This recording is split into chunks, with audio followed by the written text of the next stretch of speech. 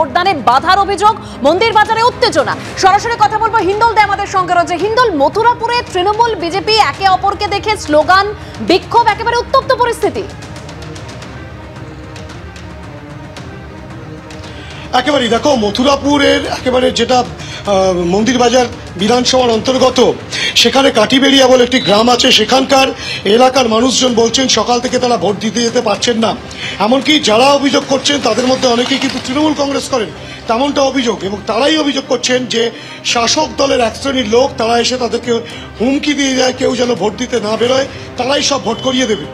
এই অভিযোগ পাওয়ার পর বিজেপির যিনি প্রার্থী হয়েছেন মথুরাপুর কেন্দ্রের অশোক পুরকাইত, তিনি ঘটনাস্থলে পৌঁছলে রীতিমতো তিনি সমস্ত অভাব অভিযোগ শুনে যখন বেরিয়ে আসছেন, সেই সময় কিন্তু তাকে ঘিরে ধরে তৃণমূল কংগ্রেস কর্মী সমর্থকরা গো ব্যাক স্লোগান জুড়ে দেন। এবং তারপরে রীতিমতো একেবারে তর্কাতর্কি লেগে যায় সেই প্রার্থীর সঙ্গে তৃণমূল কংগ্রেস কর্মী সমর্থকদের।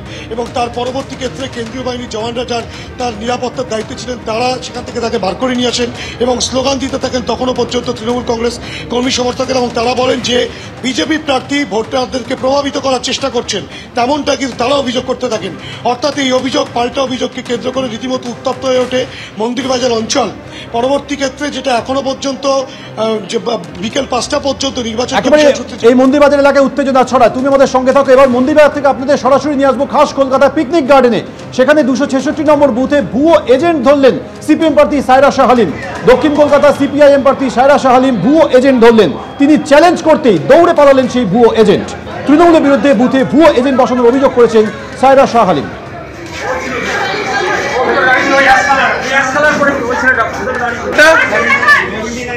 আমাদের সঙ্গে এই মুহূর্তে রয়েছে পার্থপ্রতিম ঘোষ। পার্থপ্রতিম, ঠিক কি ঘটেছিল?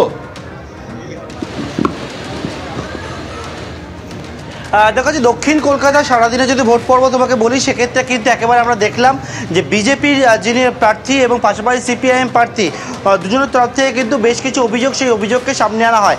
যেমন বিজেপি প্রার্থী যেমন অভিযোগ ছিল যে ভুয়ো ভোটার তারা ভোটের লাইনে ছিলেন, এমনকি ভিআইপি যে রোড রয়েছে সেখানে অনেকে মিলে জমায়েত করে রয়েছে। সেখানে তখন তিনি যান, একবারে প্রার্থীর সঙ্গে তৃণমূল কর্মীদের বচসা শুরু হয়ে যায়। অন্যদিকে সিপিআইএম প্রার্থী তিনি যে বিষয়টা বলছেন ভুয়ো এজেন্ট এক জায়গায় বসেছিল বলে তিনি অভিযোগ করেন, বিভিন্ন জায়গায় তিনি যাচ্ছিলেন, পাশাপাশি কিন্তু একাধিক জায়গায় বুথে যে জ্যাম করা, সেই জ্যাম করার অভিযোগ তিনি আনছিলেন।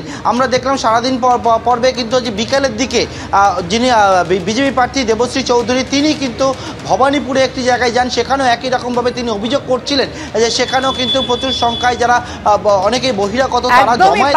প্রার্থীরা এভাবেই দৌড়ে বেরিয়েছেন ভুয়ো ভোটার, ভুয়ো এজেন্ট ধরতে। এরকমই শেষ দফায় হামলা, রক্তপাত, অশান্তি, দিকে দিকে আর কি কি ঘটলো।